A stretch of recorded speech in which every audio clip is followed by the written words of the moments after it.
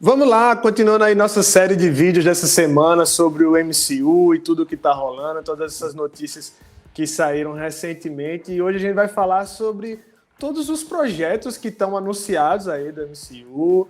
Tem projeto em andamento, tem projeto esquecido no churrasco, tem projeto que está para ser reformulado. E a gente vai falar isso começando por Blade, que recentemente, né, saiu a notícia que ele está para ser reformulado novamente, baixar o orçamento. Eu vou ler aqui a notícia para vocês que está lá no nosso site, no pipocasclub.com.br. Blade tem se tornado um problema para a Marvel Studios, segundo informações da Variety. Lembrando que todos esses conteúdos saíram de uma grande matéria zona que a Variety fez sobre os problemas que estão acontecendo na Marvel, né? O longa do Caçador de Vampiros passou por tantas reformulações por trás das cortinas que até o astro Mahershala Ali considerou deixar o projeto. Poxa, era tudo que o filme tinha até agora. Era ele. Por enquanto, Kevin Feige conseguiu impedir que isso acontecesse, contratando Michael Green, o indicado ao Oscar pelo roteiro de Logan, para escrever o que se espera que seja a versão definitiva do script de Blade. As atribulações do projeto, no entanto, levaram um corte de orçamento por parte do estúdio, que agora quer entregar Blade por menos de 100 milhões, menos de a metade do que gastam a maioria dos blockbusters da franquia. Além de Mahershala no papel título, Blade contará também com Maya Goth, né, a neta da atriz brasileira. Essa frase eu amo, cara. No elenco, e Ian DeMange de Lovecraft Country na direção. Após diversos adiamentos, a estreia está marcada até agora para 14 de fevereiro de 2025. Só para a gente vai falar também sobre Blade, mas a gente tem vários outros projetos da Marvel que já foram anunciados e que estão aí pausados ou em andamento.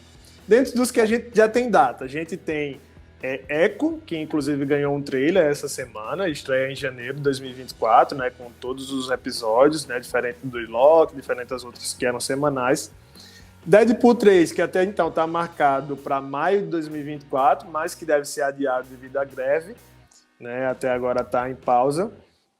Capitão América 4, que está marcado para agosto de 2024. Agatha Darkhold Diaries, que já está no 5º ou 6º nome, mas que está agendado até agora para outubro de 2024. Thunderbolts, em dezembro de 2024. Quarteto Fantástico, maio de 2025. Dinastia Kang, maio de 2026. Guerras Secretas, maio de 2027. Projetos até agora sem data. Segunda temporada de What If, mas que parece que vai ser ali no começo, no primeiro trimestre aí de 2024. Coração de Ferro, que foi removida do calendário, mesmo já com as filmagens concluídas. Demolidor, que vai passar por uma reformulação completa agora, né, que estava tudo gravado, não gostaram de nada, vai voltar do zero. Máquina de Combate, que era série, passou para ser filme. A série do Magnum, que eu não faço ideia do que esperar, mas que parece que já estava com filmagens em andamento. Vision Cast, que era um derivado do Visão de WandaVision, que está desaparecido desde então, né? Também esquecido no churrasco. Gente, o que é que vocês estão achando dessas coisas, desse tanto de coisa da Marvel? Eu primeiro falar da quantidade de títulos que está saindo da Marvel, e eu acho que é isso que também que está causando essa confusão toda e essa bagunça toda que eles estão fazendo. Eu ia comentar exatamente isso, assim. Eu acho que é muita coisa. A gente já pode supor que praticamente tudo de 2024 vai sofrer algum atraso, nem que lance mais para frente de 2024 ou vá para 2025. Então, vai ser muito difícil, mesmo a Marvel sempre está adiantando com as gravações. Tem muita coisa acontecendo. Se um projeto não der certo, o outro se envolve. Então eu acho que 2024 vai ser um ano que a gente vai ter pouco Marvel, tanto no Disney Plus quanto nos cinemas. Acho que tudo isso vai ser bem arrastado para frente. Não, eu acho que o problema da Marvel não é só a quantidade de coisas que ela está anunciando, né? Que as pessoas pensam, nossa, eles querem fazer Dinastia Kang em um intervalo muito menor do que foi, por exemplo, o Ultimato. Mas, cara, se a gente pega a produção da Marvel que sai por ano hoje, pós-Ultimato, um ano de MCU equivale a uns 4 passados em questão de produção. Eu acho que o principal problema aí são duas coisas. Eles não têm certeza do que eles estão fazendo, eles estão muito dependentes da resposta do público, e óbvio, a resposta do público sempre é importante, né? A bilheteria e tudo mais, mas eu acho que eles estão muito pisando, sabe, no gelo fino ainda, pisando em vidro e tal. E outra coisa que quem tem sofrido com isso são as equipes de efeito especial. A Marvel que, pô, você vê que quando tem um tempo de preparo, é legal. Os efeitos especiais de Loki, pra mim, estão muito bons. Mas é uma série que teve aí 2 anos de intervalo, foi anunciado, teve seus trailers. Aí você pega a Mulher Hulk, que nessa própria matéria da Variety, que a gente cita, eles falam que boa parte dos efeitos foram feitos em cima da hora. Quando eles foram pro último crivo da Marvel, ela só ia virar Mulher Hulk no 8º episódio, o penúltimo. E aí exibiram, os caras falaram, não, ela tem que virar já no primeiro episódio. Então, do 1º ao 7º, foram efeitos feitos em cima da hora, cara. Sabe? Assim, a gente tá passando por um período pós greve de roteiristas, pós greve de atores, e agora os profissionais de efeitos especiais estão falando em se sindicalizar. Que eu acho que é necessário, porque, cara, o filme do Flash, que é um filme horroroso, mas a cena final é pior do que tudo, ela foi feita em 2 semanas. Tem entrevista com o chefe dos efeitos especiais. Olharam, não gostaram do final, falaram, refaz em 2 semanas, gente. Não Qual cena tá falando? A cena do multiverso, daqueles colidinhos. Ah, sim, aquela lá foi feita em 2 semanas. Aquela do Nicolas Cage, do Superman. Nossa. Por isso que tudo parece um bonecão do posto, cara. Nossa, aquilo é muito doído. Se a gente pegar, por exemplo, Invasão Secreta, que eu acho que foi uma das maiores baixas da Marvel, uma série que eu achei horrível, eu não consegui gostar de nada daquela série. Horroroso. E tinha a promessa de ser a melhor série da Marvel, uma história muito incrível, assim, mesmo não conhecendo os quadrinhos, uma história muito foda. Se a gente pegar que teve um orçamento de quase Barbie e Oppenheimer juntos, isso é muito chocante. Então é mais uma baixa pra Marvel pensar assim, será que realmente um orçamento tão grande justifica a gente fazer uma produção, de repente fazer uma coisa menor, com menor orçamento, mas muito mais centrado em histórias. E eu acho que realmente tem muita coisa por vir, tem uma coisa em cima da outra, são muitos personagens, muita coisa acontecendo. E realmente, a gente tem que pegar Loki, eu acho que Loki é o ponto alto da Marvel atualmente. Eu acho que também ditaria muita coisa pro futuro, eu acho que o personagem pode ser usado ali como um líder mesmo dos Vingadores mais pra frente, eu super gostaria de ver. Então eu acho que eles teriam que pegar mais o exemplo do que Loki tá fazendo, que é uma série que tá realmente desenvolvendo muito bem uma história, tá construindo, que é muito inteligente, muito interessante, e tentar repensar um pouco do que tem por aí. Coitado de Blade, né, que já tá anunciado há uns 50 anos. Tem um pouquinho de Blade ali na cena pós-créditos de Eterno, se eu não me engano. Não, Eterno, é a voz da espada. É a única menção ali, mas assim, não vai pra lugar nenhum. Aí tem todo esse lado sobrenatural da Marvel, até com o Lobisomem também, que saiu, que foi esquecido no churrasco, não sabe pra onde vai, o Cavaleiro da Lua. Então, assim, é muita coisa e eles precisam reorganizar a casa, porque tá muito complicado.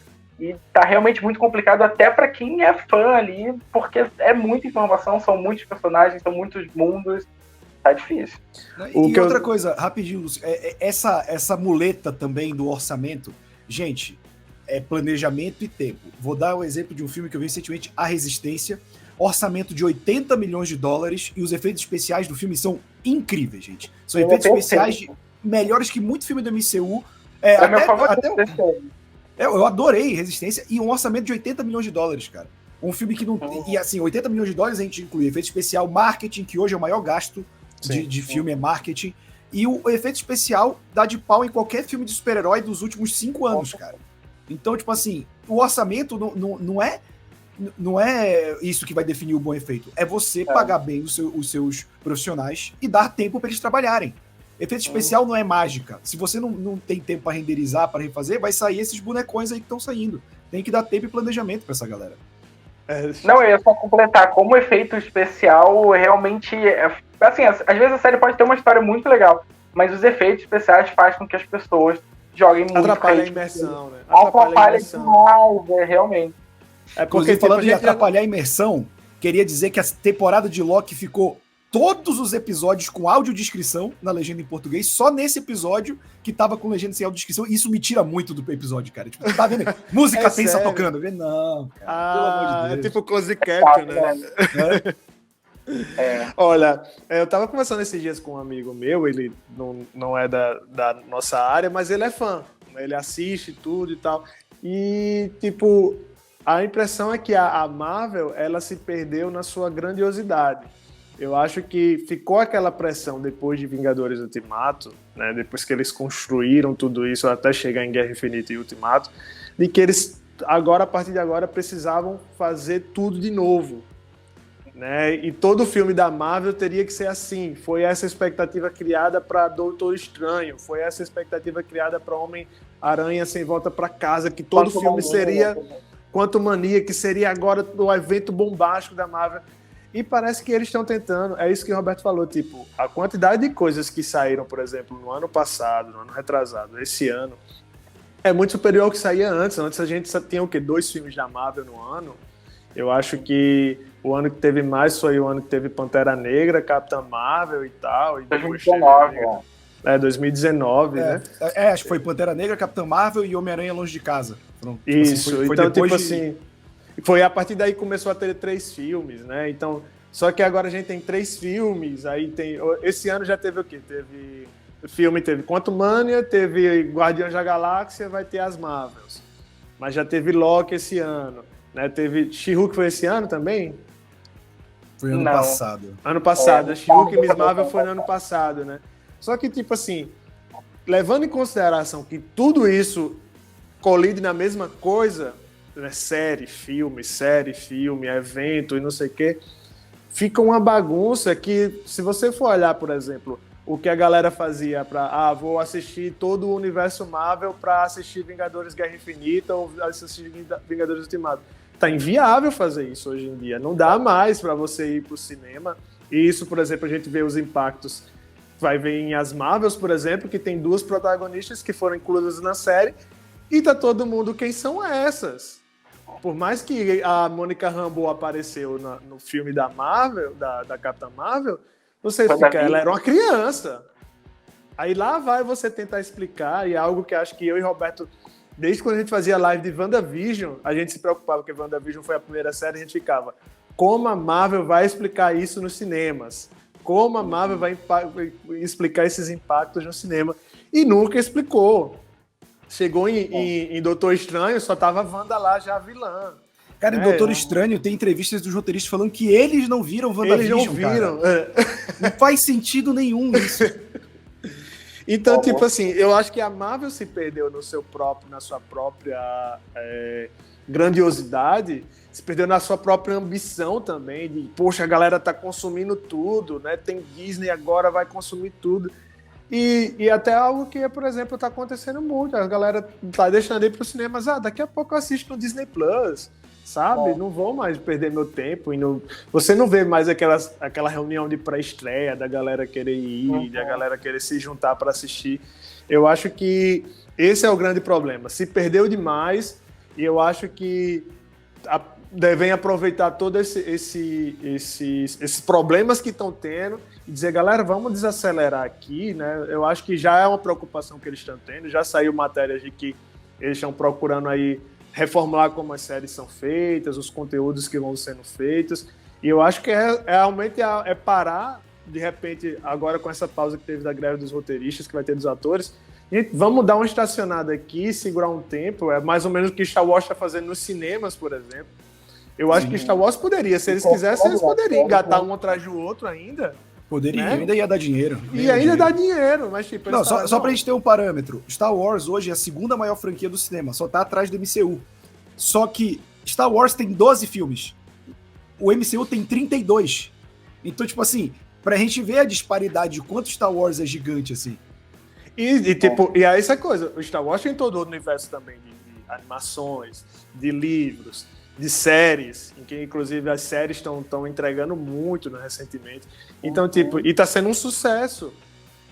Mas é aquela mesma coisa, tipo, se Star Wars voltar para os cinemas, eu não vou precisar assistir Ahsoka, Andor, todos os Tudo está Rebels. também, né? Tipo, acontece, por exemplo, a Ahsoka foi isso. Acontece de ter uma referência a outra, mas eu consigo entender perfeitamente sem ter assistido Rebels, sem ter assistido outras coisas. Né? Eles só pisaram na bola com o livro de Boba Fett, né? Que tem 2 episódios que são do Mandaloriano e que se você não vê, quando vai ver a terceira temporada do Mandaloriano, fica muito confuso. Isso foi uma pisada na bola, mas eu acho que tu tocaste num ponto muito importante, Lúcio. A Marvel não só ficou muito grande, mas eu acho que o que a Marvel hoje precisa é um Dave Filoni.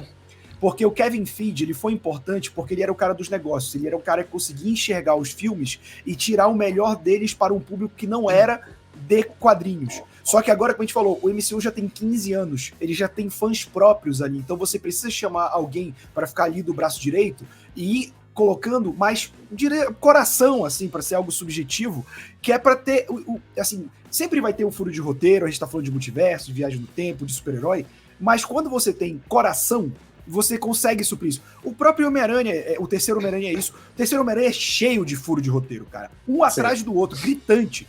Mas as cenas que impactam a gente, que empolgam, fazem a gente esquecer. Ultimato tem isso pra caramba. Então eu acho que agora que você tá lidando com novos personagens, querendo novos protagonistas, precisa ter uma visão mais de fã ali do lado, e não só de empresário, porque a gente perdeu o Chadwick Boseman, veio a pandemia, cinema perdeu impacto, até hoje a gente não voltou a ter o que chegou mais perto foi o Barbenheimer, de ter um final de semana que era próximo de números pré-pandemia. Então, tipo, a Marvel não consegue sustentar o cinema sozinho, cara. Ela tem que entender que o momento do cinema também é menor, sabe? Tem que ter todo esse estudo feito, não simplesmente só ficar lançando coisa como se a gente não tivesse passado por 3 anos de pandemia e renovação de elenco como se fosse terça-feira, sabe? Tem que parar, pensar e fazer de acordo com isso. E toda aquela ideia inicial da Marvel de transformar os filmes em grandes eventos e as séries em histórias menores, que você não, né, no início tinha, não precisa tanto assistir as séries, você pode ver o filme. Isso caiu por terra. O mundo mudou nos últimos anos. Então, os filmes que eram para ser grandes eventos, né, o cinema tá caro, para justificar a pessoa para ir lá no cinema, pagar caro para assistir um filme que paga uma mensalidade quase o Disney Plus, eu acho que a qualidade está muito inferior, às vezes, a algumas séries como Loki. Então, assim, eles tentaram transformar isso em filmes-eventos, mas esses filmes-eventos não estão entregando tudo, estão fazendo muitas conexões com as séries, mais do que eles haviam prometido que ia fazer, o que embola mais ainda a situação. E aí, né, por exemplo, Star Wars, eu acho que uma das coisas que mais faz funcionar é que as séries se passam muito no passado. Então, assim, não influencia o futuro da saga como está acontecendo, porque esse futuro eles estão deixando para os cinemas, a grande maioria. Agora a Marvel não, tá acontecendo simultâneo. Uma série tá se passando no mesmo período de tempo que o filme que vai sair. Então você acaba sendo obrigado a assistir todos eles, acaba entrando nesse rolo todo, e aí uma coisa, às vezes, na Disney Plus é inferior a uma coisa que você paga R$30 para ir no cinema assistir. Inclusive hoje, no dia que a gente tá gravando esse vídeo, saiu uma notícia de que a Marvel vai lançar um selo agora chamado Spotlight, né, que é um selo onde vai se concentrar em histórias mais terrenas e com menos ênfase no MCU, começando por Echo. Ou seja, Netflix, né? Exato. Voltou a fazer Agents of S.H.I.E.L.D., né, que não influenciava muita coisa, Netflix. E então, agora entra o que é que será que daqui de tudo isso anunciado vai entrar nesse selo Spotlight, e o que é que será agora canon do MCU, mas é como se eles estivessem criando agora 2 cânones, né? Eles vão criar um canon do MCU que vai influenciar muito o Spotlight. Você pode assistir, mas não precisa tanto, né? É igual Coringa agora, né? Os filmes do Coringa da DC, do Joaquin Phoenix, eles são de um selo, né? Um universo independente. Mas a Marvel ainda vai ter conexões, né? O The Batman. Mas a Marvel vai fazer conexões. Eu acho que tem que ser assim, cara. Eu acho que como a Marvel, tu mesmo falaste, ficou muito grande, a gente até falou isso em vídeos lá atrás, eu acho, que tem que se dividir em núcleos, cara. Nem tudo tem que ser interligado, mas se fizer interligado, pega os heróis urbanos, eles se interligam entre eles nas séries, nos filmes, pega o núcleo galáctico.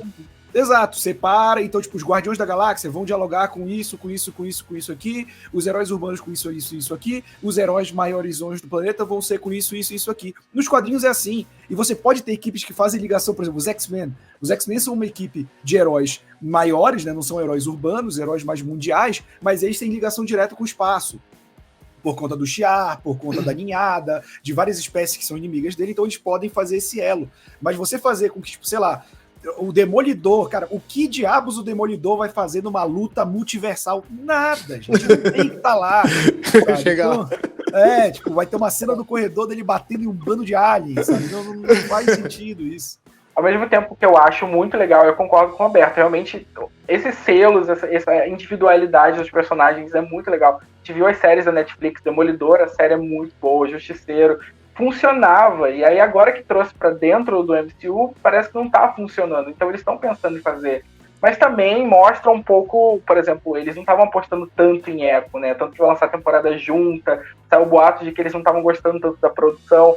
Então aí fica pensando, será que também eles não vão colocar nesse selo alguns personagens que talvez eles não acreditem tanto, ou que, se for ruim, pelo menos tá ali naquele mundinho.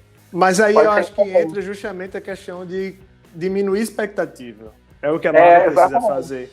É dizer, esse personagem não é tão importante no MCU, mas se eles verem que isso aqui vai rolar, vai acontecer, coloca lá no MCU, sabe? Coloca numa inclusão nos cinemas de um filme futuro, alguma coisa assim. Mas o difícil é sair querendo fazer filme de série de todos os heróis que tem nos quadrinhos e na medida que vê, isso aqui funcionou, isso aqui não funcionou, cancela esse projeto, isso aqui não vai rolar mais, isso aqui vai rolar. Então, tipo, é aquele negócio. O Homem de Ferro era um herói que era um herói não tão mainstream nos quadrinhos, mas que a Marvel conseguiu fazer isso muito bem nos cinemas. E aí ela acha que agora consegue fazer isso com todos os heróis e não tá conseguindo fazer. Às vezes eu uso muito esse termômetro aqui em casa. Minha esposa, ela assiste uma coisa ou outra da Marvel. Ela não assiste todos os filmes de todas as séries. E aí, tipo, eu fico na função de quando a gente vai no cinema tentar explicar pra ela tudo agora. Aquele gato, ele aparece em Capitão Marvel. A gente vai assistir Guardiões da Galáxia, mas lá, Guardiões da Galáxia, não sei aonde. Lá teve uma explicação, não sei aonde que isso ia acontecer. Véi, a gente só queria assistir um filmezinho, sabe? Só queria ir pro cinema assistir uma série. Era tão melhor, às vezes, quando, por exemplo, a gente falou das séries da Netflix. Tinha aqueles heróis urbanos, colidiram em defensores. Acabou-se. Tá ótimo ali, aquele grupinho ali, fechou. É aquilo ali, né? Mas, às vezes, uma série que não exigia tantos efeitos especiais. É uma série que pode ser muito menor, muito contida, né? E, tipo, por exemplo, os X-Men. Tinha os filmes de X-Men. Era muito mais fácil eu assistir os filmes de X-Men. Poxa, isso aqui tá dentro desse universo. Se eu quiser entender, eu só assisto 1, 2, 3 filmes. Não tenho que assistir 50 filmes de 50 personagens. Cara, e nem os primeiros, nem um do outro, cara. Isso é uma parada que a Marvel também instituiu, que é todo filme tem que ter uma muleta no anterior. Se você assistir só X-Men 2, você vai entender X-Men 2. Sim. Você não precisa ter visto X-Men 1. É legal porque você vê a prévia e tal, mas a Marvel institucionalizou que os filmes parecem ter uma cauda longa que precisa explicar. Sim. Não, todo filme tem que funcionar como um filme sozinho. Se ele precisa de muleta, ele não é necessariamente um bom filme. Pois é. Então é isso, gente. Tem muita coisa pra rolar aí. O MCU tá saturado. Eu acho que precisa sair aí algumas coisas do planejamento, pelo menos dar uma segurada, né? Por mais que a gente pense, 2027, o final dessa fase 6, da última fase, mas eu acho que poderia dar uma esticada maior para eles poderem colocar isso aí e resolver isso melhor, né? Tipo, sei lá, estica isso até 2030 só com esses projetos. Não anuncia mais projeto novo, só com esses projetos tá anunciado. Vai ainda devagar. Repensa um pouco repensa alguns, tira uns, volta outros, sabe? Eu acho que tem muita coisa para rolar e é melhor a Marvel diminuir o passo, né? E aí também, se também o Vingadores Guerras Secretas lá ao final der um baixa, né, nesse universo todo, eu não vou achar ruim não, que às vezes até a gente que cobre, que assiste tudo, que gosta, tá cansado já de tanta coisa. Né? Então vamos dar uma pausa, segura aí um pouquinho o Kevin Feige, né? Então, não esquece, gente, de comentar aqui o que vocês também estão achando, se o MCU tá saturado ou não. Não esquece também de dar o like no vídeo e comentar e fazer essas coisas todas que todo youtuber pede. Vocês já sabem o que é que tem que fazer. Até a próxima.